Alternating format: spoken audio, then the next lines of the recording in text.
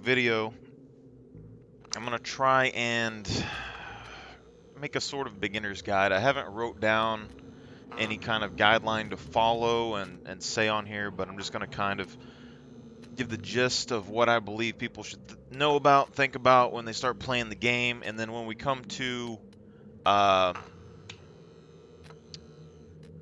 the gameplay loops, quest lines and stuff haven't been added to the game yet. There's some merchants and things that haven't been added to the game yet. When the banking system comes in, that's going to change gameplay drastically because I don't think people are really going to be so concerned with hoarding loot nearly as much as hoarding cash because it's a lot safer, it would seem. The new AI creatures and all that's going to change the game. So right now, it's only going to be for current iteration of the game and what I kind of think you need to think about when you're building your character and playing the game, and just the basics to kind of get a gist. So first things first is character creation.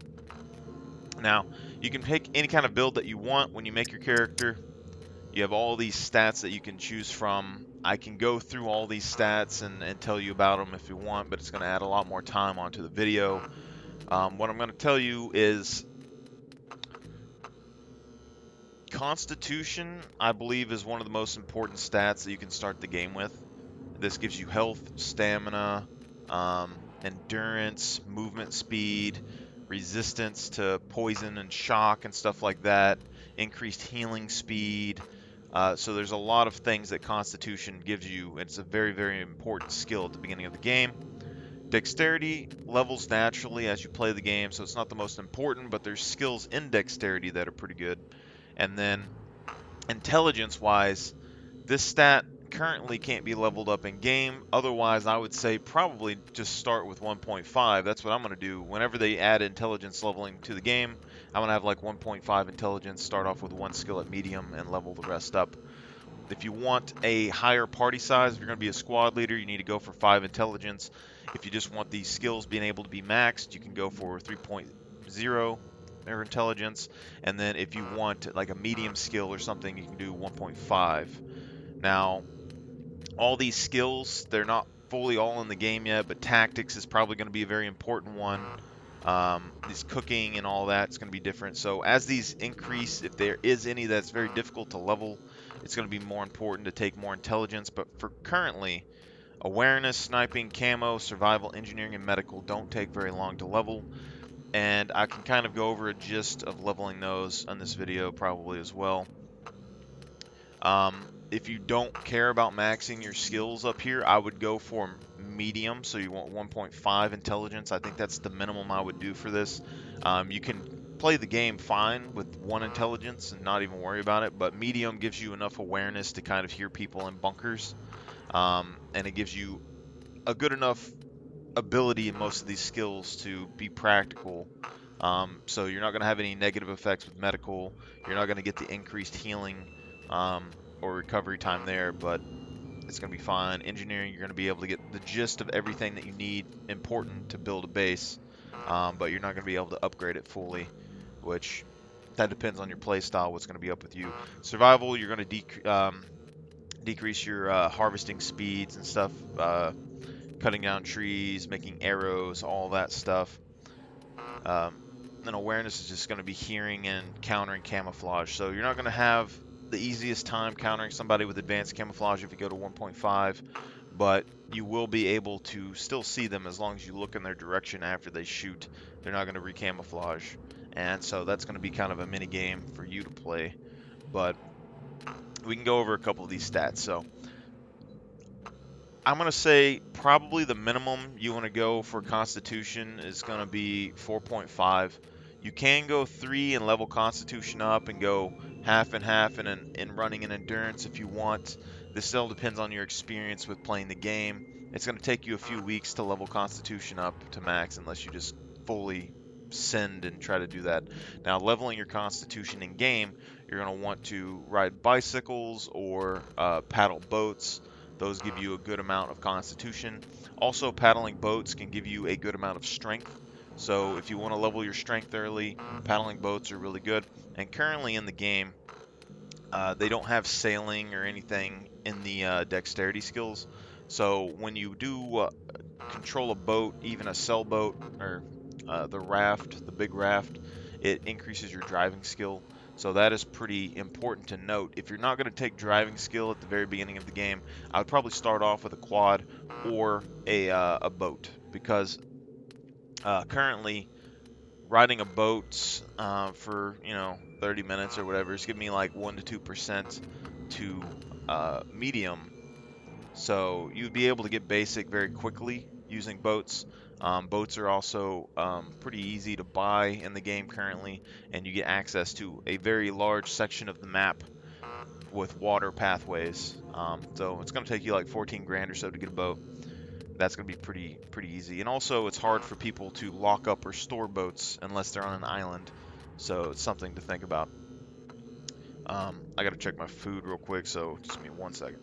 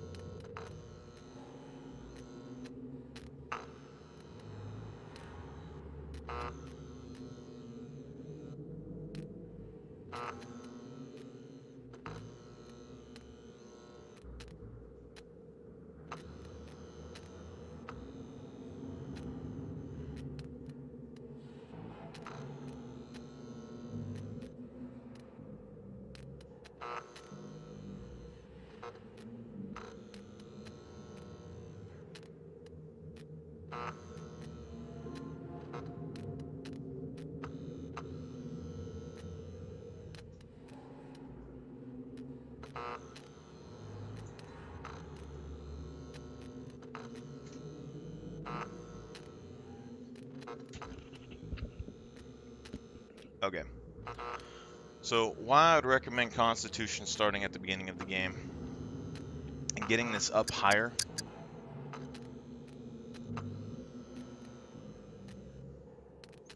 to at least 4.5 is, I feel that this is where you get the most value when it comes to a build.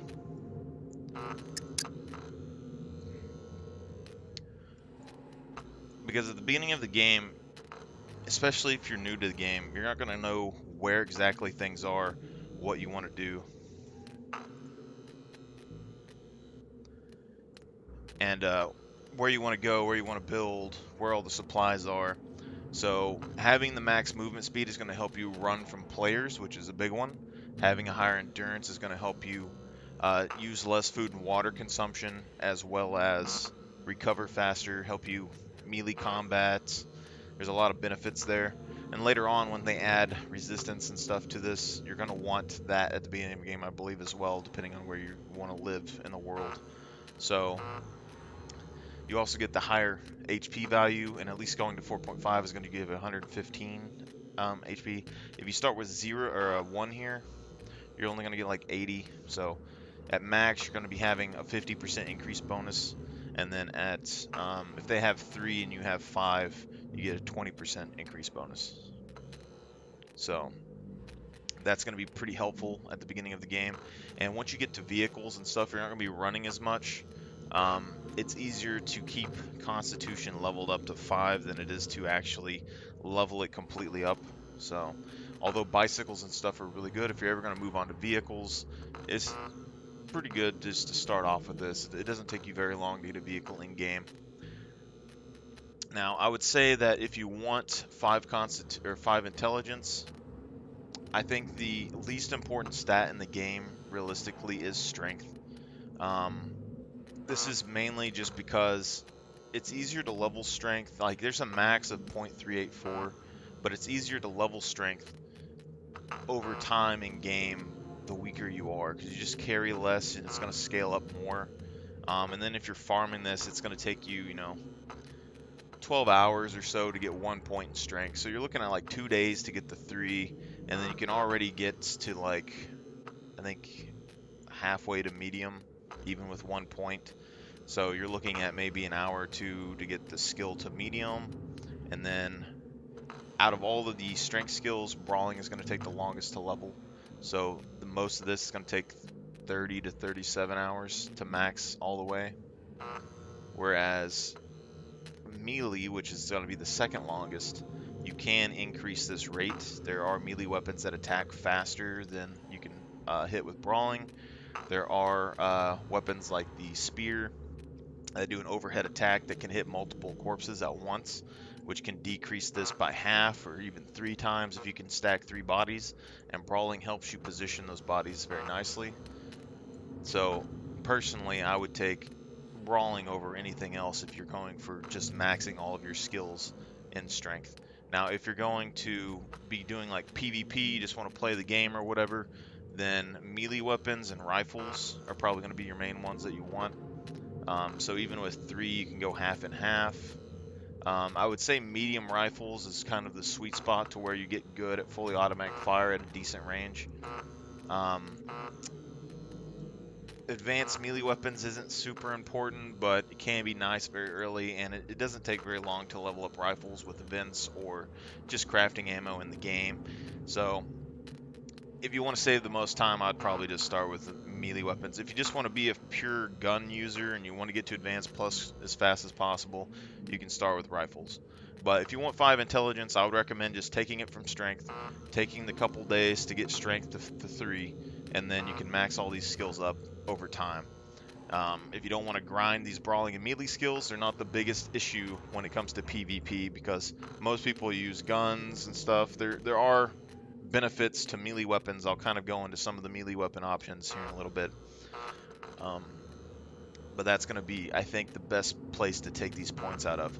Dexterity levels over time. Most of these skills aren't super important for survival necessarily. They're more for convenience. So all of these in here, unless you want to be super sneaky at the beginning of the game, you can take stealth. You can level this passively with camouflage. Um, but it does take a while, so that just depends if you want to be super stealthy. This doesn't really come and play into most situations in the game, unless maybe you're trying to sneak up on a player, but even then, it's still kind of iffy. Thievery is the biggest one in this stat. If you want to lockpick stuff, PvP, raiding bases, lockpicking is very important. But I will say that once you get to medium, you don't get any extra time lockpicking when you go to advanced. And then when you get to, I don't even know if people go to Advanced Plus, but if you get to Advanced Plus, maybe you get an extra second. The main thing that you're getting here is that your bobby pins and stuff won't break as easy. So when you have no skill, you'll get like 3 uses pressing F with a bobby pin before it snaps. When you go to medium, you'll get like 4. And then when you go to advanced, I mean, maybe get like 5 or something before it snaps. But you can level this in game to medium relatively quickly. And at that point, you can basically do everything in the game. And then if you get really good at lockpicking, you can level this really quickly with a lockpicking board, or you could lockpick advanced locks. It's mainly if you get good at lockpicking advanced locks, you can fly through this skill. But I would say I'm 50-50 on this at the beginning of the game.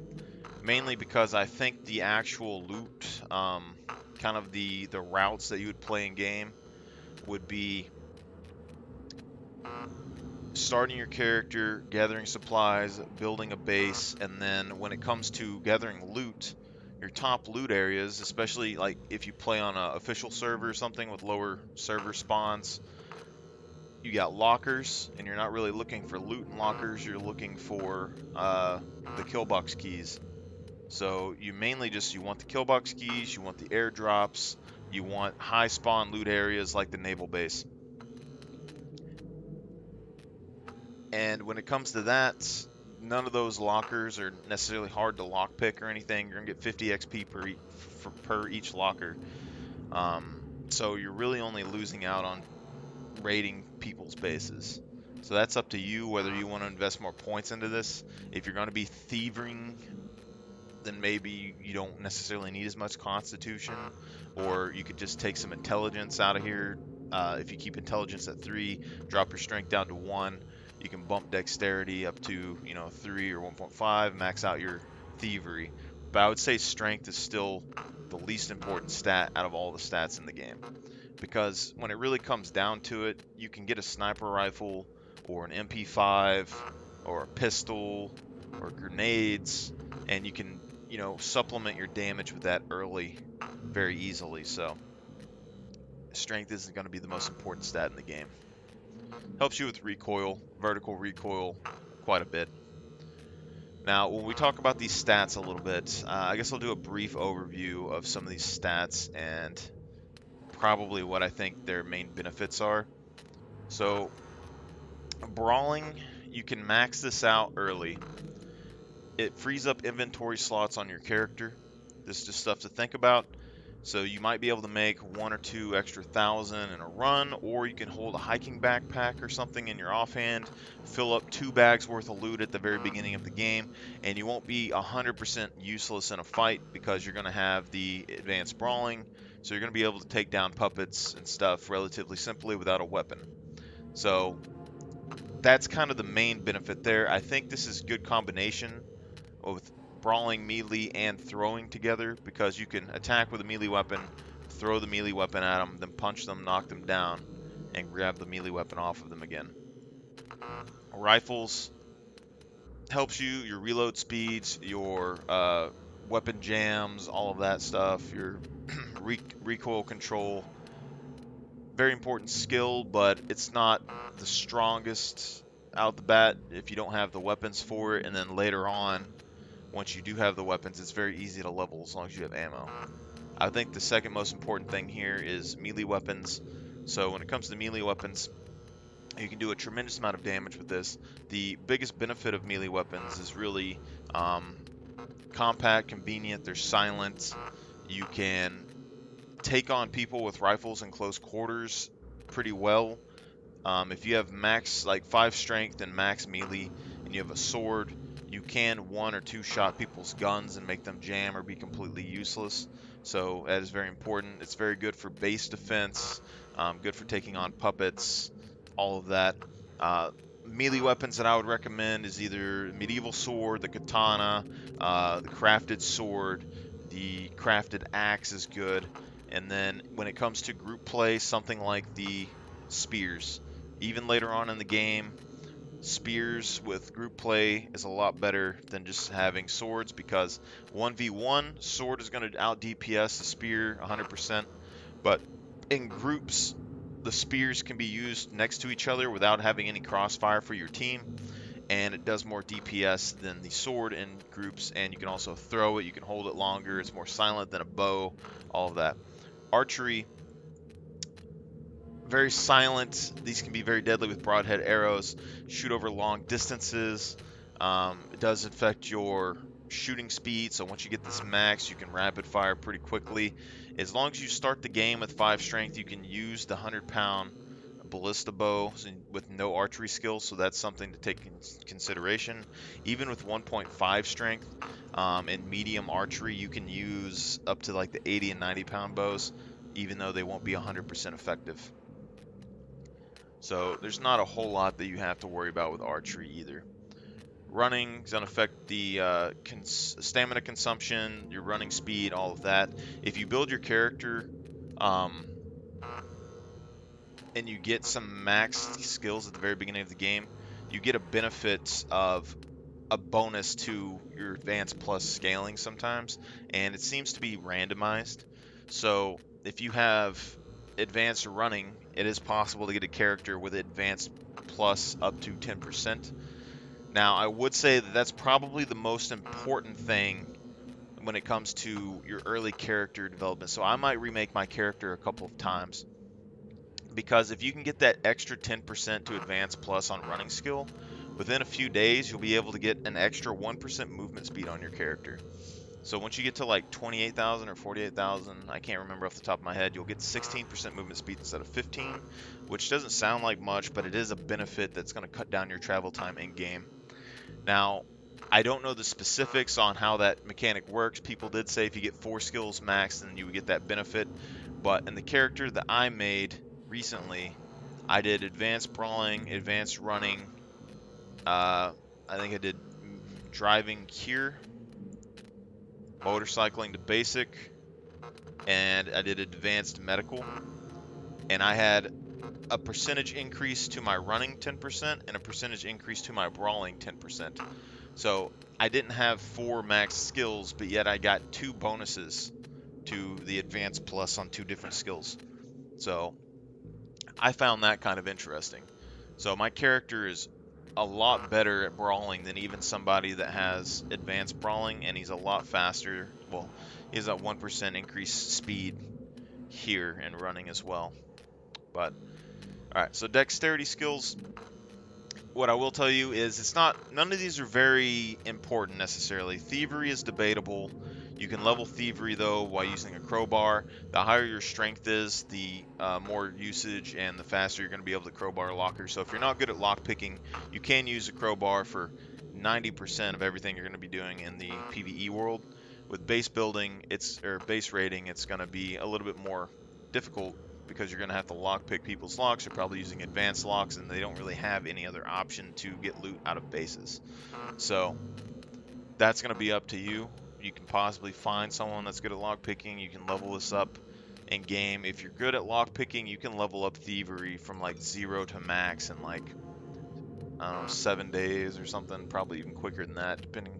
If you can pick an advanced lock in under 10 minutes, it can take you 7 days. I did the time scale off of 10 minutes, which is pretty drastic for a lockpick. What I would say is that if you don't want to care about stalling your vehicle or going super slow as soon as you get a vehicle, we do know that you can level driving with using a boat. So if you're not going to take any driving skill, I would suggest getting a boat and leveling that up before getting a truck or any other kind of vehicle like that, or get a quad. Because they don't stall as much, it seems. They're easier to drive. They don't really seem to have the limitations of a lot of these other vehicles. But if you want to go spend $30,000 on a truck and you want to worry about stalling and getting shot, because if you stall or you're not going very fast, you're going to get rode down. This is a good skill to have at the very beginning of the game.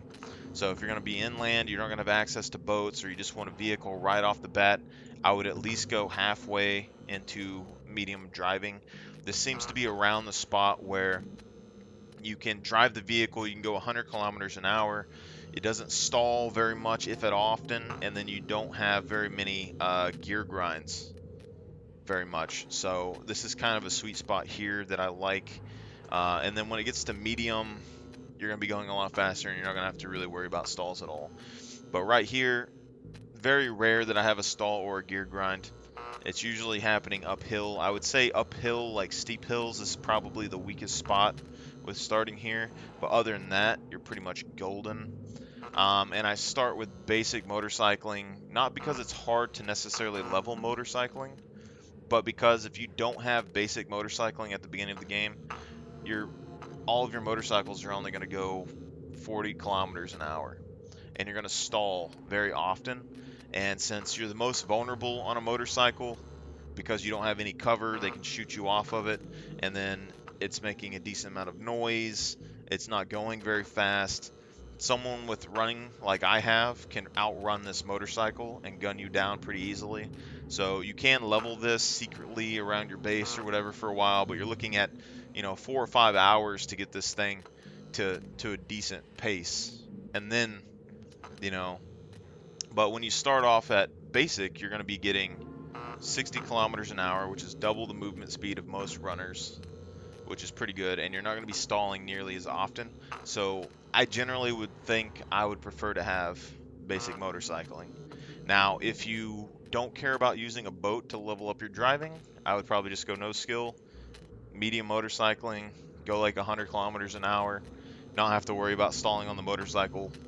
Take you a couple of hours to level up your driving using a boat, which is going to be the safest method because you can see if somebody's on a boat around you. You can fight on a boat pretty effectively, and there's not a lot of boat traffic in the game. And boats are pretty much stuck at 40 kilometers an hour, so I would just level up with that. It's going to take you like a day. You'll get this max, and then you don't have to worry necessarily about getting a motorcycle and messing this up early. Motorcycles are also cheaper to buy early into the game. They're more useful for solo players, and they can get you around. And being able to have medium speed here is going to help you get up to kill boxes and things like that without running. Airdrops in particular is a big one. Okay. Um,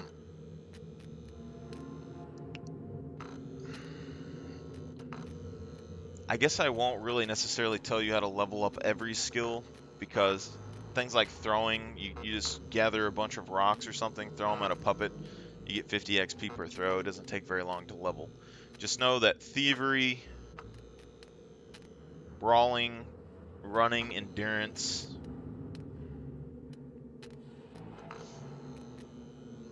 those take the longest to level. The biggest issue, those take the longest to level. I would probably say at least start with 4.5 Constitution. All these other ones are debatable on whatever build that you want to build. If you want to be a pure vehicle user, then you can go ahead and be a vehicle user and it'll be fine.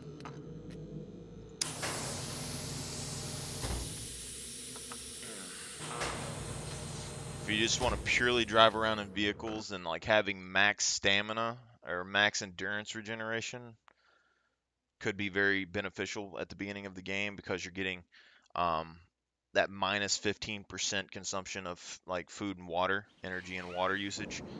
So if you want to be like a stealthy sniper or something like that, sniping you don't need strength if you're going to be a sniper. So all your sniping skill is in the intelligence tree.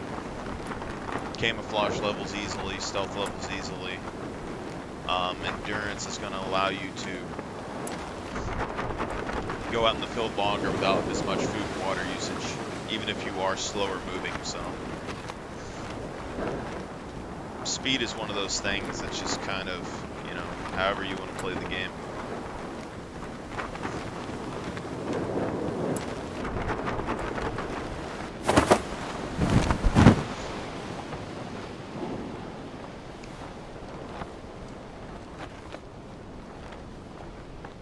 I'm gonna let this AI talk for a minute, and then we'll go over a couple things when you land.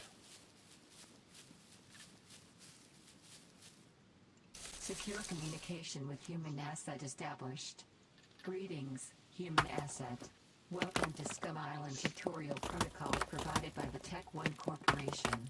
My designation is Dual Energetic Entity Neural Appliance or DINA. I am an artificial intelligence created by the Tech One Corporation tasked with overseeing the Scum Shell protocols, including the preparation of human assets. If you wish to activate the tutorial, please do so in the journal interface. Secure channel closed.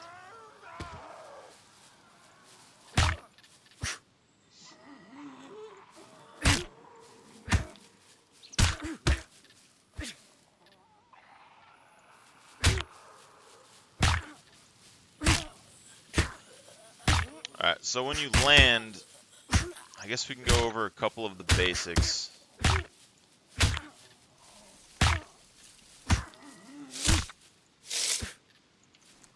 Okay. Craft a stone knife, you can cut down a bush, use the bush to make spears, axes, all that good stuff. Cut these up, you can make a rope, then you make an axe, then you can pretty much do everything else from there. But I don't necessarily want to give you a step-by-step guide on the basics of like building tools and building a base. What I want to talk about is deciding your playstyle. So this is going to be part of like your build. If you want to focus on a specific area of the map, your build can reflect that. So if you're going to be like in between a trader and like a good loot area, you don't necessarily need as much running or something. If you want to like be out in the isolated middle of nowhere, maybe you want more endurance than running because you're not going to burn as much food and stuff. You get a vehicle out there, you drive around. You know, resistance when it comes into the game is probably going to be a big factor when it comes to snow biomes and things like that. But I want to just talk over a couple things. So, these airports, there's one in Z0 right here. It makes a decent amount of money. There's one over in A4, which makes a little bit of money. The scrapyard in B0 is very powerful for getting a good amount of loot and stuff. Um, Psych ward, decent for medical items and things here. When it comes to big loot spawn areas, people say Z1 on this coast, weapons factory, train station in Z1, naval base in A4, uh, D4 airport in this corner. Okay, and then some people say the city is okay, but I've had debatable results there. Now, I would say starting off, these airports are pretty decent. You can get a couple thousand a run because of the airplane repair kits. So being able to go to those and then going to a trader can get you a decent bit of money early for a bike or something like that. Uh, these are pretty hot PvP zones as well. So the naval base and the scrapyard and stuff, usually there's a lot of players there. So if you like PvP and you want to go to those places, you might want to make your build a little bit more PvP focused at the very beginning of the game. Now, if you're not wanting to go to those high PvP areas, or you want to go places that have a little bit more stealth or something, the B3 Castle, I really like that place for a decent amount of money. The swords and stuff sell for a good bit. You can get, decent armor, decent money from these areas. Having money can pretty much compensate for any lack of supplies in most areas. They are taking things off the traders now, so nails and access to bolts, you're going to need that for base building. So cars or farmhouses, garages, you're going to need that to kind of build bases and things. I would say as a solo player, you probably don't necessarily want or need a base. If you're, especially if you're like in a high PvP raid area or like server, you can just go and build a little campfire, a little camp area somewhere hidden in the middle of nowhere that nobody's going to ever really see. Would probably be one of the main things you could do. Or you find like a really secure area with mechs, like the airport. Prison has a good amount of mechs over here in C2. Any of these bunkers that you can take, and you can take over a building, or you could build a shelter in the middle of that. If you get really good at knowing the mech movements, and you know that people go to those areas specifically for loot, it's not likely they're going to take the time to try and void mechs and go to a certain area and find your base. So that can be a very powerful method to keep your stuff safe at the very beginning of the game and give you access to good loot and allow you to be able to fight players that are going inside these bases for gear. Because if you already have a base and a spawn point and a supply stash inside the base, even if they do kill you in there, then you know where they're at, and you probably have more experience in the base than they do, and it becomes a big thing. And the mechs are online 24/7, so they're going to help guard your stuff. Probably my best method for defending your stuff early is just finding a good place. So when you land, food, water is one of your biggest considerations. Down here in the south, you're not going to find that much water, and there is food, but it still can be kind of sparse at times. If you go to Scum map, you just look up Scum map on the internet, on Google.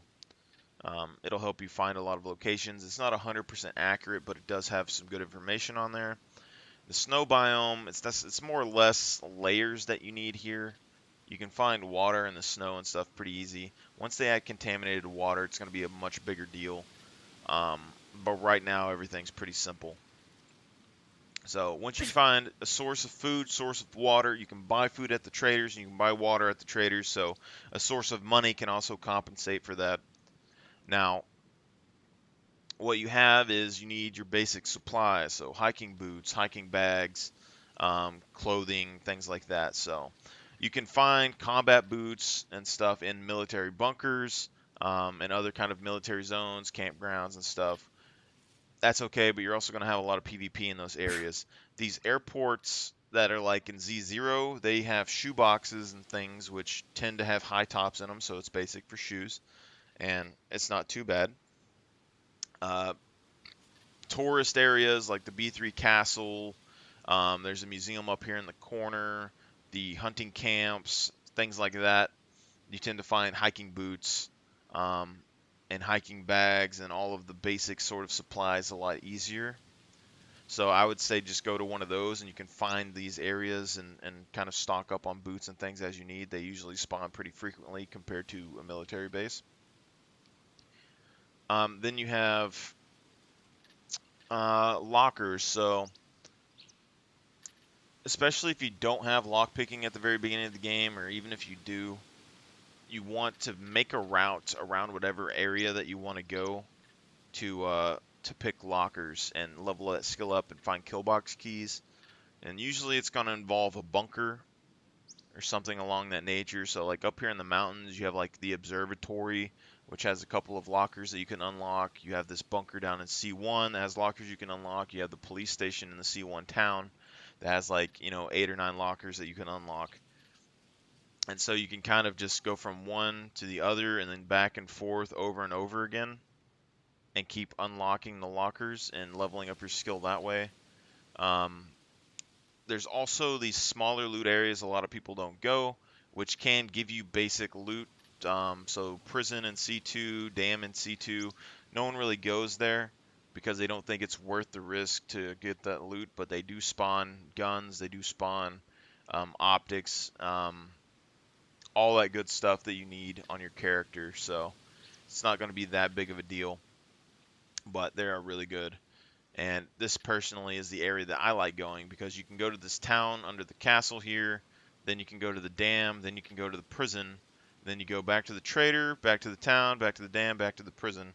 There's 30 something lockers in that small area, and then you can make a decent amount of money at this town. You can make a little bit of money from this castle. You can make a couple grand. You can find military gear, screwdrivers, and stuff in the town and in this the dam. And then you have the prison, which has military gear, lockers, more screwdriver spawns, and things that you can get there as well. So this is a pretty nice route, I like, and it's not highly contested. People don't go there and loot. So whatever area of the map that you want to kind of go to, just kind of figure out a loot route that works for you and a good supply of money, consistent money. I prefer consistency over just random RNG on a server, especially when it's low loot. Now, when it comes to finding a place to build, that's going to be up to you. If you're worried about like flat land, there's a few places here and there that have flat land. C1, there's quite a bit of flat land around these towns and these trees and these forests. I think it probably extends down to C2 or B1. There's quite a few flat areas here. But when you go into these mountains and up here, there's not as much flat land. There's some in this corner. It's kind of hard to find these big open flat spots. Base defense wise, high elevations are good. Little islands are good, especially in these cold biomes. All these islands down here in the south are good. Some of the lighthouse buildings and things you can take over, which is nice. Prefab buildings can kind of keep you safe early on. What else to cover here?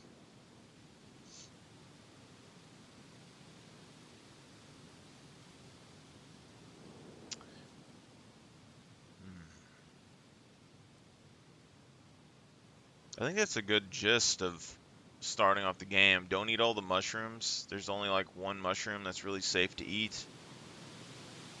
If you have a high constitution, you don't necessarily have to worry about antibiotics and stuff, but if you don't, you're going to need some sort of antibiotic, probably.